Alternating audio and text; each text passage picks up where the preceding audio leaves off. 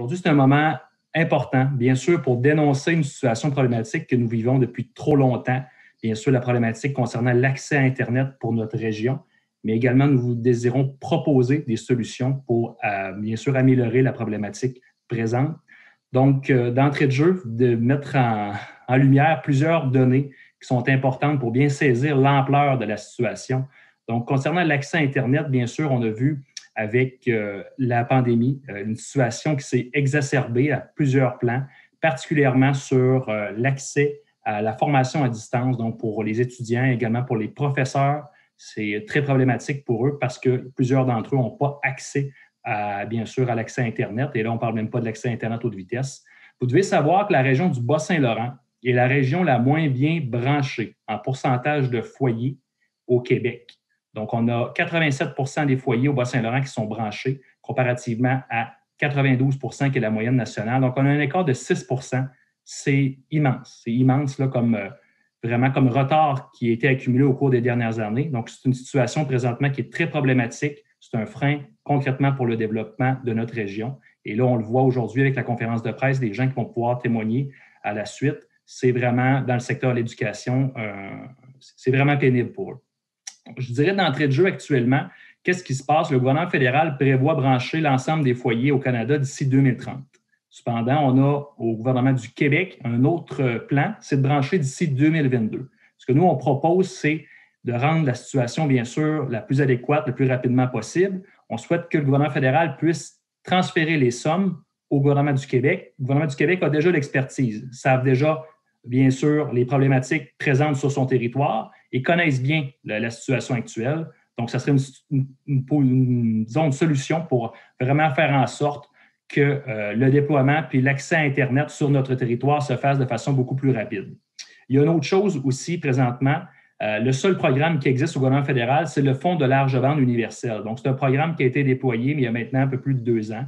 Les premiers appels d'offres ont été déposés pour les entreprises le 1er juin dernier, et c'est le CRTC qui gère ces sommes-là. Donc, cependant, on attend toujours les réponses de la part du CRTC. Et il y a une deuxième vague là, présentement qui se termine sous peu, le 15 février. Donc, on voit vraiment que les deux paliers de gouvernement ont des ambitions qui sont différentes, ont une volonté de brancher qui sont également, ne sont pas à la même vitesse. Donc, pour notre part, ce qu'on souhaite réellement, bien sûr, c'est de la volonté de brancher 100 des foyers de notre région le plus rapidement possible. Et comme je l'ai dit d'entrée de jeu, la région du Bas-Saint-Laurent est la moins bien desservie au Québec, donc c'est nécessaire d'agir efficacement et puis rapidement. L'autre point de vue également que je peux vous partager, c'est le nombre d'appels que j'ai depuis le début de mon mandat à mon bureau de député pour les gens, des centaines de personnes là, par mois qui nous appellent pour nous exprimer leur mécontentement, leur insatisfaction par rapport à Internet, un manque d'accès à Internet. Le meilleur exemple que je peux vous donner, bien sûr, c'est la MRC de Témiscouata. Vous donnez vraiment précisément, c'est près d'une personne sur deux qui n'a pas accès à Internet sur ce territoire. Donc, plus précisément, 44 de la population n'a pas accès à Internet, 11 municipalités sur 19. Donc, imaginez le développement d'une région ou d'un territoire sans accès à Internet d'une façon autant accentuée. Et bien sûr, le branchement à Internet, c'est maintenant essentiel pour nous. On l'a vu bien sûr en contexte de pandémie, que ces besoins-là se sont accentués. Et je dirais qu'on ne peut plus entendre de belles paroles. Il faut vraiment passer à l'action. Et c'est ce qu'on souhaite présentement au gouvernement fédéral. Il y a un budget qui approche prochainement. On espère vraiment avoir de bonnes nouvelles, mais il faut accélérer la cadence parce que présentement, on est en train complètement de passer à côté des outils technologiques qui sont essentiels, bien sûr, pour l'attraction, la rétention de jeunes familles, de jeunes qui veulent s'installer dans la région, mais également aussi par rapport à toute la compétitivité des entreprises. Le meilleur exemple qu'on peut donner récemment, M. Trudeau a fait un point de presse mardi matin pour demander à des entreprises de faire du commerce en ligne. Donc, imaginez quand un territoire, la moitié du territoire n'a pas accès à Internet, comment il peut faire du commerce en ligne. Donc, déjà là, on voit présentement que le gouvernement est déconnecté de la réalité et il faut le ramener au terrain. On souhaite grandement présentement que M. François-Philippe Champagne, qui est le nouveau ministre fédéral responsable du dossier Internet haute vitesse, comprenne mieux la réalité et le milieu rural qu'on a dans notre région. Donc, c'est ce qu'on souhaite vraiment mettre en lumière aujourd'hui. Et je vais pouvoir passer la parole à Mme Blanchet, syndicat des enseignants du Grand Portage. Écoutez, la pandémie a mis en perspective de graves lacunes en ce qui a trait à la technologie au Bas-Saint-Laurent. La pandémie aura aussi démontré l'importance des technologies de télécommunication avec l'obligation du télétravail et de l'enseignement à distance. Depuis mars 2020, les enseignants ont constaté qu'ils avaient besoin d'une connexion Internet efficace pour répondre, à faire un enseignement de qualité. Depuis mars 2020, les élèves ont aussi eu besoin de la connexion Internet de qualité pour pouvoir suivre leur parcours académique. Et ça, pour tous les secteurs d'enseignement, là, passant du préscolaire au secondaire, et de l'éducation des adultes et de la formation professionnelle.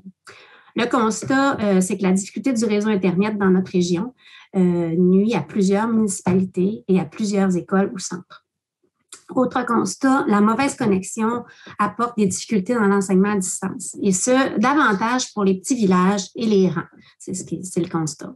J'ai sondé les enseignants des 90 écoles sur notre territoire et plusieurs m'ont répondu, et j'ai des exemples précis. Donc, Saint-Onésime, une enseignante me dit qu'en enseignement à distance, elle voulait raconter une histoire à ses petits, à ses élèves, et que le son coupait, l'image coupait, donc ça devenait une tâche qui en temps normal devrait être agréable et constructive pour les élèves devenait un peu démotivant et inintéressant.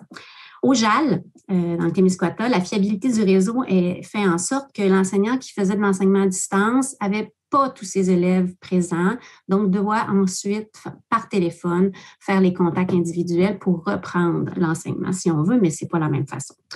Bref, Internet dans les maisons n'est pas toujours en haute vitesse, étant donné que la ligne haute vitesse ne passe pas partout. Donc, l'enseignement n'est pas équitable pour tous les élèves au Grand Portage et au Bas-Saint-Laurent. Autre constat, la mauvaise connexion demande une logistique d'organisation dans l'utilisation d'Internet dans les familles, dans les écoles et les centres, et par le fait même, qui doit se faire par les enseignants. Mont-Carmel, dans le rang 5 Ouest, témoignage d'une enseignante. Je vais vous lire. Lors de quelques jours où j'ai dû enseigner à distance, ce n'était pas facile pour moi, car ma voix ou mon image ne fonctionnait pas bien. Quelques élèves de ma classe avaient aussi le même problème que moi. Ils ne pouvaient donc pas se brancher, car leur frère ou leur sœur au secondaire était en enseignement à distance toute la journée. Le réseau n'est pas assez fort pour que je puisse enseigner sur Teams à 19 élèves en même temps. Il a donc fallu que je fasse des petits groupes sur Teams pour les autres jours pour éviter que mon image ou mon son ne fonctionne pas. Éducation des adultes, école secondaire de Fleuve et des Lacs, étant donné que la bande passante n'est pas assez puissante, mais souvent les enseignants à l'école, dans les centres, ce qui arrive au niveau de leur enseignement, surtout secondaire 3, 4, 5, on le sait, c'est en alternance actuellement, ça coupe, ça se débranche. Alors, c'est difficile pour eux de faire leur travail de façon de façon efficace. Alors, c'est un problème. Packington, Saint-Jean-de-la-Lande, autre exemple, la température, donc le mauvais temps, le vent, la neige, la pluie, influence la connexion Internet. Donc, en ce moment-là, quand il vente, il fait tempête, l'enseignement à distance est quand même difficile pour plusieurs élèves et ça influence la motivation, ça influence aussi le taux d'absentéisme et on pourrait même aller jusqu'à dire au niveau des abandons scolaires. Formation professionnelle. À l'automne, il y a eu fermeture du centre à Rivière-du-Loup et ça a entraîné de l'enseignement à distance, bien évidemment. Plusieurs élèves dont la connexion Internet n'était pas bonne de la formation professionnelle parce qu'ils couvrent quand même un territoire assez large, devaient se rendre chez Tim Hortons avec leur portable pour suivre leur enseignement à distance. Vous ne serez pas surpris de savoir que la formation professionnelle a subi aussi le contre-coup de tout ça et il y a eu plusieurs abandons par la suite. Saint-Eusèbe, aussi une école qui a fermé à l'automne. Donc, l'équipe école a dû réfléchir à un horaire très précis, très encadré pour respecter le fait que les familles aient juste un appareil et une connexion ferme pour que justement l'enseignement puisse se faire. Donc, ça demande une logistique assez grande.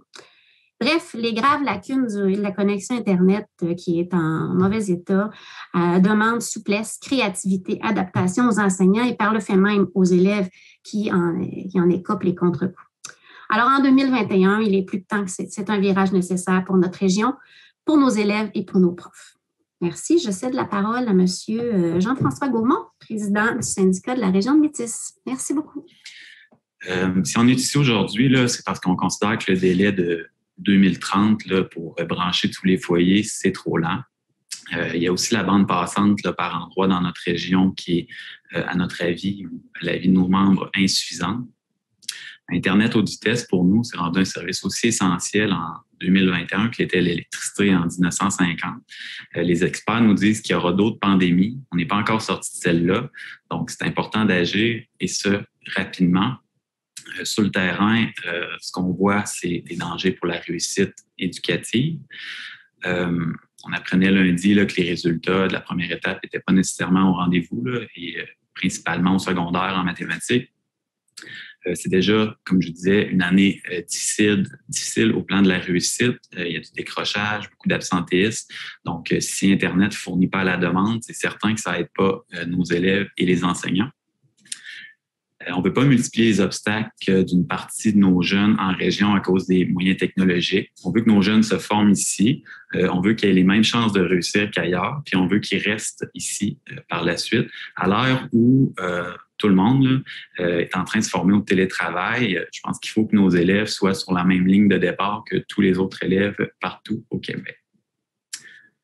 La pandémie a obligé le Québec à se mettre à jour du côté du matériel informatique, donc en envoyant des tablettes iPad LTE ou des ordinateurs portables. Mais tout ça, ça sert à rien là, quand Internet ou le réseau ne fournit pas à la demande.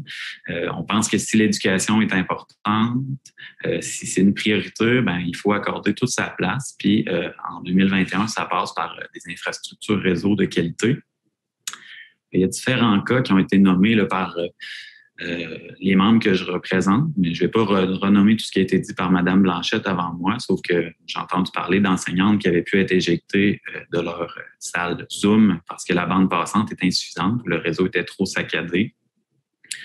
Il y a des enseignantes qui sont incapables de donner une prestation en direct en tout temps, soit parce que leur enfant est branché en même temps qu'elle, soit parce que le réseau est trop lent, donc ça fait de la vidéo saccadée. Donc, il faut trouver de nouvelles façons de faire, soit s'enregistrer avant tout. Donc, ça force les enseignantes à avoir encore une plus grande capacité d'adaptation, ce qui ne devrait pas être nécessaire quand on a tous les outils à notre disposition qu'on devrait avoir.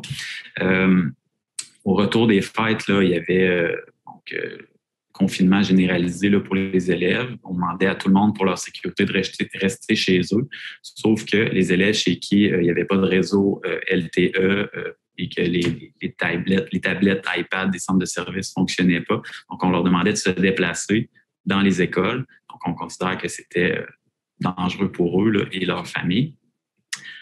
En gros, ce qu'on demande, c'est que notre région soit pleinement considérée puis qu'elle obtienne le réseau Internet qu'elle a besoin. Nos profs méritent mieux, nos élèves méritent mieux, puis nos écoles méritent mieux. On veut disposer de tous les outils pour faire notre travail adéquatement. Merci. Je vais vous dire qu'on était vraiment enchantés d'être invités à se joindre aux voix de nos collègues et de nos députés ce matin, les enseignants du Cégep de Rimouski. C'est pourquoi on a trouvé ça important d'être là. C'est que pour nous, ce branchement-là Internet en 2020, il en va de l'égalité des chances de tous d'avoir accès à l'éducation. Puis c'est urgent parce qu'on ne peut pas se permettre que des élèves décrochent, que des élèves décident que c'est plus simple d'abandonner les études supérieures ou de ne pas persister à secondaire 5 ou de ne pas persister au cégep parce que tout à coup, le choix qu'ils ont, c'est de laisser faire parce que c'est plus simple, parce qu'il faudrait pour eux aller habiter à Rimouski alors qu'ils ont quelques heures parfois de présence par semaine. Je ne sais pas si vous savez qu'à Rimouski, présentement, le taux d'inoccupation des logements est extrêmement bas. Les apparts sont vraiment chers. Puis ce qui fait que aux études supérieures, pour des élèves qui viennent de régions où il y a peu de couverture Internet, bien, le choix qu'ils ont, c'est soit de... Puis là, je pourrais vous conter plein d'anecdotes qui démontrent le courage là, de plein d'élèves qui suivent leur cours du garage de leur oncle entouré de gens parce que c'est là qu'il y a la connexion Internet la meilleure. D'autres, j'ai eu des rencontres avec des étudiants pour leur parler de leur dissertation. Ils étaient sur leur balcon avec leur cellulaire pour essayer de me parler puis d'avoir assez de réseau. Ça a un impact direct sur la motivation scolaire, sur la capacité de suivre des études supérieures, surtout en temps de pandémie. Puis, ça a un impact vraiment sur l'attractivité pour les jeunes de notre région. pour les inciter à y rester, pour les inciter à y revenir si jamais ils vont à l'université à l'extérieur ou si jamais ils décident d'aller faire des études à l'extérieur. Tout ça, c'est important, puis il faut agir maintenant parce que les impacts de maintenant, là, on va les sentir en 2030, là, quand le branchement est annoncé. On ne peut pas se permettre que des étudiants, M. Gaumont l'a dit tantôt, là, les résultats qui sont sortis à propos des examens en mathématiques et en français, entre autres, là, au secondaire, ces impacts-là, nous allons les sentir au cégep l'an prochain, l'année suivante. Puis, je pense que tout le monde va y perdre à ce qui est en train de se passer présentement. Pour moi, le Québec n'a pas les moyens de se passer d'autant de talents qui vont peut-être se décourager, d'autant d'idées qui vont se perdre chez les entrepreneurs, d'autant d'énergie qui ne pourra pas être canalisée pour faire grandir notre région, alors que les talents, ils sont. C'est juste que là, il faut leur donner les moyens de s'exprimer. Voilà. Je pense qu'on a eu beaucoup d'exemples assez percutants. Là. Je pense que Mme Boudreau-Blanchette, M. Gaumont nous ont montré que ça passe par la réussite de nos jeunes. Et le gouvernement fédéral là, avait un programme pour le Fonds de la Banque universelle branché pour innover. Mais là, c'est plus une question d'innovation. Là. C'est un service essentiel, comme M. Gaumont l'a si bien dit, comme l'électricité l'a été dans les années auparavant. Je pense qu'on a besoin de ça rapidement. Le Bas-Saint-Laurent, on le sait, on a les mêmes chiffres depuis longtemps et derrière par rapport aux autres régions du Québec. Ça passe par la réussite des entreprises, mais aussi de nos jeunes. Et on le voit de plus en plus à quel point pour la santé mentale des jeunes, pour la réussite, ça devient très, très, très inquiétant. Donc, c'est un peu le but de l'exercice aujourd'hui, mettre ça en lumière, montrer qu'au gouvernement fédéral, oui, il le sait, là, que ces régions ne sont pas encore toutes connectées, mais d'avoir des exemples concrets comme ça, que ça peut impacter la vie de nos jeunes, je pense que c'est une belle raison d'agir rapidement. Il l'a rappelé dans son deuxième discours du trône. Hein, on a eu droit à 2 discours du trône assez récemment et l'accélération de ce calendrier-là de mise en œuvre a été annoncée. Alors, on espère que les bottines vont suivre les babines, comme on dit, et que le gouvernement fédéral va vraiment agir rapidement. Je pense que c'est un cri du cœur, une belle mobilisation qu'on a aujourd'hui pour les jeunes, pour les enseignants, pour la réussite des régions. Et quand on parle de relance économique, eh bien, ça passe par ça. Je pense que ça doit faire partie de ce plan de relance, la connectivité. Alors, je pense que tout a été dit. On peut peut-être passer à la période des questions.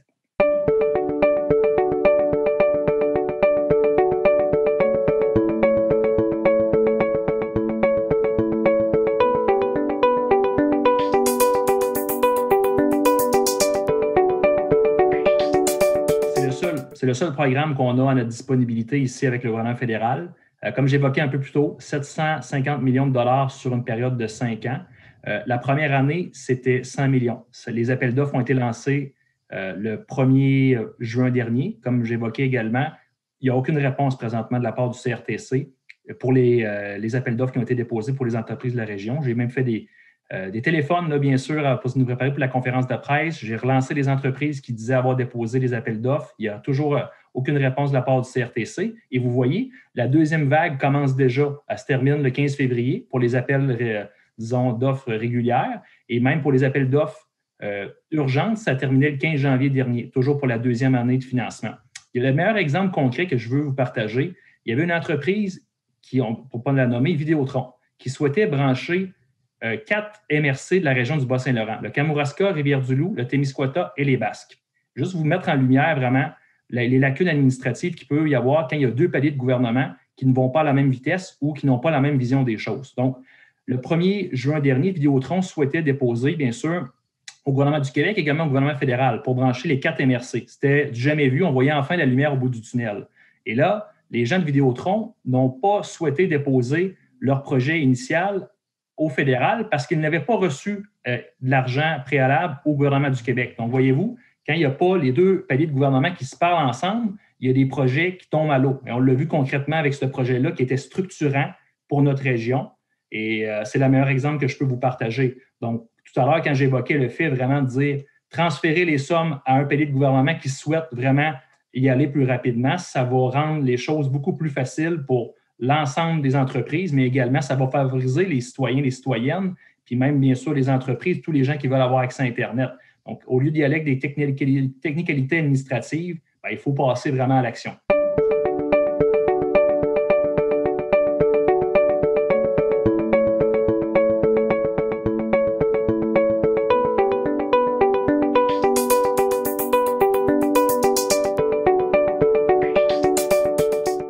Bien, tout à l'heure, j'exposais vraiment le fait des délais que le CRTC analyse les demandes de projets des entreprises.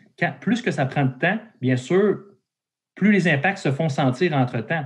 Je parlais récemment avec une entreprise qui me mettait vraiment de l'avant en disant bon, ça fait plusieurs mois qu'on attend. Comme je le disais tout à l'heure, on est déjà à la deuxième vague d'appels d'offres, mais on n'a pas les réponses de la première vague. Pour déployer vraiment un projet, quand les entreprises déposent avec des fonds au CRTC, c'est le CRTC qui gère les enveloppes du gouvernement fédéral pour les appels de projet. Ça peut prendre un an et demi. Il y a de l'ingénierie, il y a des chargés de projet qui doivent se pencher là-dessus.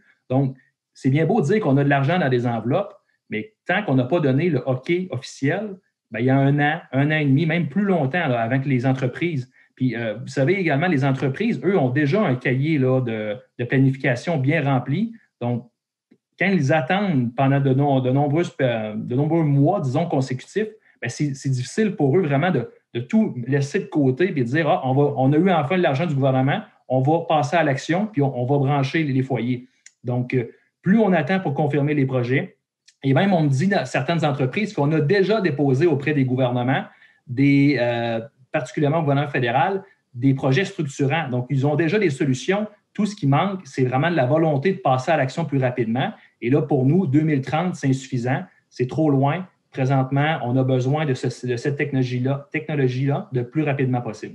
Pour notre part, là, on a fait nos devoirs au Bloc québécois. Je peux en témoigner avec ma collègue Christina. Le chef Yves-François Blanchet est venu dans la région au mois de juillet l'année dernière et a rencontré des acteurs du milieu dans la région pour bien être sensibilisés sur la problématique de la connectivité Internet.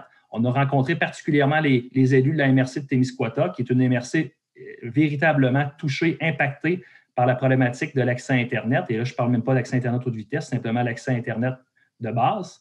On a rencontré même des entrepreneurs qui nous ont fait partager des témoignages. Ces entrepreneurs-là ont dû dépenser, même investir, je dirais, des dizaines de milliers, voire de dollars pour mettre en branle là, des projets, des infrastructures pour la connectivité Internet et bien sûr des citoyens qui nous ont fait part de leurs problématiques. Donc, il y a déjà quand même la pression qui a été faite. On a déjà écrit également à l'ancien ministre responsable, maintenant c'est M. Champagne, mais pour lui mettre en lumière au gouvernement fédéral que ce n'est plus un luxe présentement Internet. C'est un service essentiel, comme ça l'a évoqué pour Internet pour l'électricité dans les années 60. Donc, présentement, oui, il y a la pression qui doit continuer à se faire. Je l'ai mentionné aussi par rapport au prochain budget. On souhaite qu'il y ait vraiment un pas vers l'avant qui soit plus accentué et on va continuer certainement à faire le travail. Je peux vous partager également que j'ai aussi écrit à M. Champagne dernièrement pour avoir une rencontre officielle avec lui, François-Philippe Champagne, le nouveau responsable du dossier Internet au gouvernement fédéral, pour bien sûr lui expliquer l'ensemble de la problématique que nous vivons dans notre région, que ça fait trop longtemps maintenant que ça perdure et on veut bien sûr collaborer avec lui. Et pour ça, il faut lui mettre en lumière vraiment la situation concrète comme on le vit actuellement.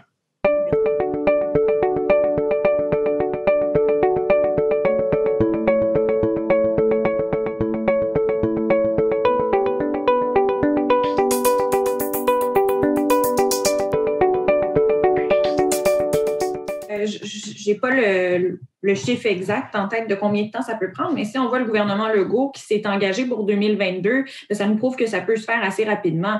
Et rendu là, l'argent est là, il a été annoncé, donc c'est assez simple. C'est le gouvernement fédéral à s'entendre avec les grandes entreprises, le CRTC à s'entendre avec eux et brancher les régions parce que l'argent, il est là, les annonces ont été faites, il faut juste que ça se concrétise en action concrète. Et comme je le disais en début, M. Legault l'a annoncé pour 2022, ce qui est dans un an. Donc, je pense que ça pourrait se faire relativement rapidement et pas attendre jusqu'à 2030. Je peux vous dire que dans les moments les plus difficiles, il faut saisir les opportunités. Et présentement, dans notre région, on a une opportunité devant nous. Il y a des gens, des grands centres urbains qui désirent revenir en région ou même venir s'installer en région. Donc, si on n'a pas les technologies, les infrastructures adéquates pour bien sûr attirer ces gens-là ou même les retenir un coup qu'ils voudront, disons, prendre la décision de venir s'installer ici, donc on nuit nécessairement au développement. Puis, il faut vous mettre encore plus en lumière, c'est ce qu'on souhaite résumer, c'est qu'il n'y a pas nécessairement de plan qui est adéquat actuellement au gouvernement fédéral. À l'automne 2018, le Bureau du vérificateur général a fait un rapport de la part du gouvernement fédéral et lui disait qu'il n'y avait pas nécessairement de stratégie nationale pour améliorer la connectivité dans les régions rurales et éloignées. Bon, ensuite, le gouvernement fédéral a dit, bon, on va tenter vraiment d'accélérer le pas. En 2019, il a déployé la stratégie canadienne pour la connectivité. Donc, et là-dedans, c'est là qu'il a émané des projets comme Brancher pour innover et même dernièrement le Fonds pour la large bande universelle. Donc, même malgré le contexte de pandémie, le gouvernement fédéral n'a pas nécessairement pressé le pas pour accélérer la connexion Internet. Et ça, c'est vraiment inacceptable parce je crois que les témoignages là, sont vraiment révélateurs. On voit que c'est une situation encore là qui s'est accentuée dans un contexte de pandémie. Donc, on comprend mal comment un gouvernement qui veut vraiment passer à l'action vise encore 2030. Il n'y a pas d'échéancier qui a été rapproché pour brancher 100% des foyers avant. Donc, c'est ce qu'on vous partage aujourd'hui.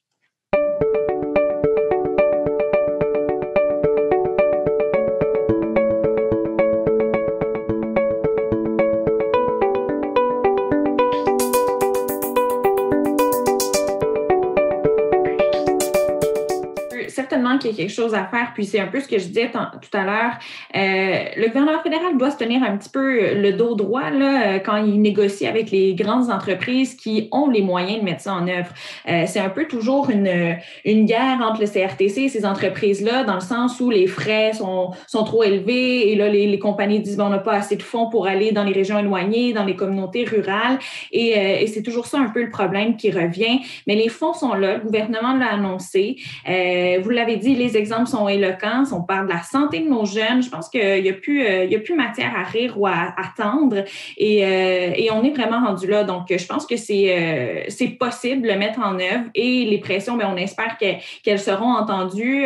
Mon collègue et moi, on va continuer de les mener à Ottawa parce que tout indique que ça peut être fait dans des délais qui sont raisonnables. Et raisonnable est un mot assez particulier parce qu'on s'entend que ne pas avoir Internet à ce moment-ci, ce n'est pas raisonnable pour nos jeunes, pour la région. Alors, je pense que ça pourrait être mis en œuvre assez rapidement.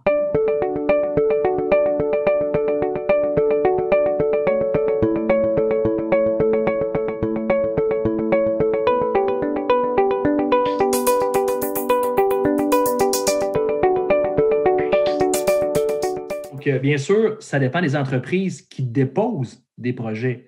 Le meilleur exemple, je vous l'ai partagé tout à l'heure, 4 MRC dans la région du Bas-Saint-Laurent qui étaient potentiellement branchables par une entreprise qui avait le souhait de le faire.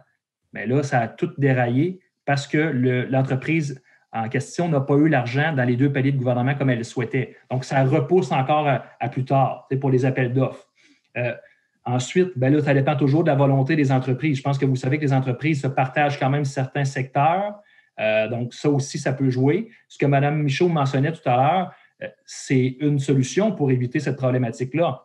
Si on souhaite que les entreprises aient du soutien du gouvernement, il faut brancher 100% des secteurs. Pas simplement dire, bien, on va venir brancher une partie d'un secteur, on va revenir dans 3, 5, 10 ans ou 15 ans plus tard quand il va y avoir une autre enveloppe. Donc, il faut des contraintes plus sévères pour s'assurer que le branchement soit fait.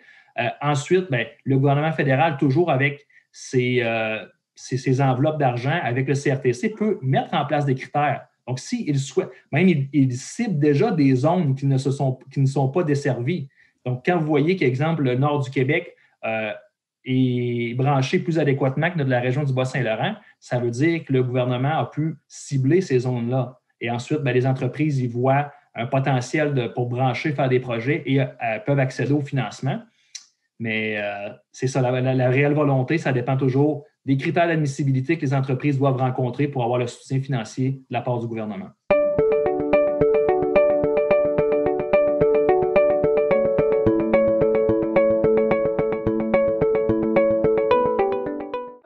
profiterai pour remercier nos collègues des syndicats qui sont là avec nous. Je pense que c'est une belle mobilisation qu'on a ce matin avec mon collègue de Rimouski. Donc, je les remercie d'être là. Puis, on va travailler pour nos jeunes, même si l'éducation, c'est pas de juridiction fédérale, on est toujours là pour nos jeunes. Je suis porte-parole en matière de jeunesse, justement, et je les rencontre de plus en plus. Je vois les difficultés auxquelles ils font face.